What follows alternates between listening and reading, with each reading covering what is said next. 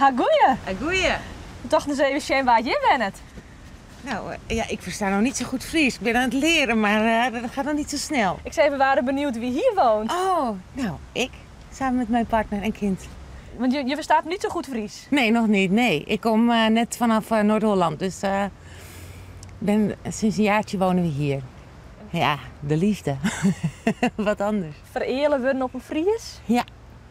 Ja. Dus helemaal leuk. Maar je ben je nog net... want je ben je in een... Wat is het, een tuinhuis? Een schapenschuur.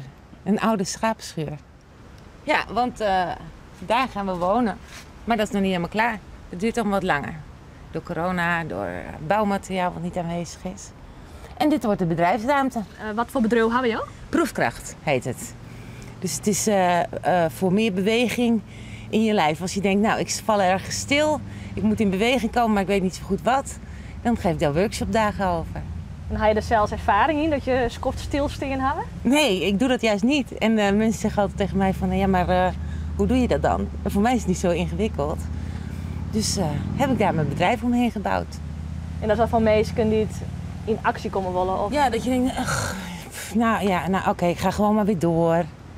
En wat moet ik nou? En dan niet heel ingewikkelde theorieën of wat dan ook. Maar gewoon echt ook in beweging komen. Dus ook fysiek in beweging komen. Waardoor je thuis er gewoon steeds profijt van hebt. En hoe doe je dat dan?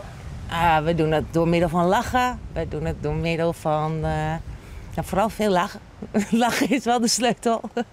En allerlei oefeningen. Dus een beetje systemisch werk. Ik weet niet of je daar iets van weet. Met familieopstellingen? Met familieopstellingen en zo.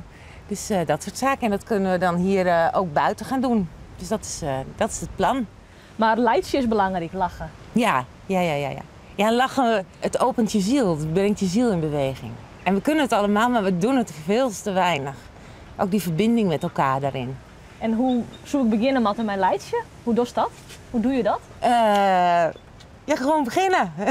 Dus jij kan het ook zo. Je hebt verschillende manieren van lachen natuurlijk. Maar de kersttijd komt er weer aan. Dus als je een kerstmannenlach en je doet dat een paar minuten. En het klinkt een beetje raar natuurlijk voor jezelf. Omdat er gewoon...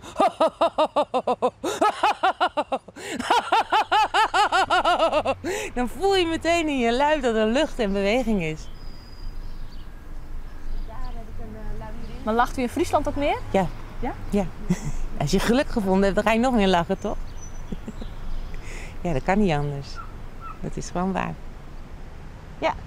Zelfs op zo'n regenachtige dag als vandaag.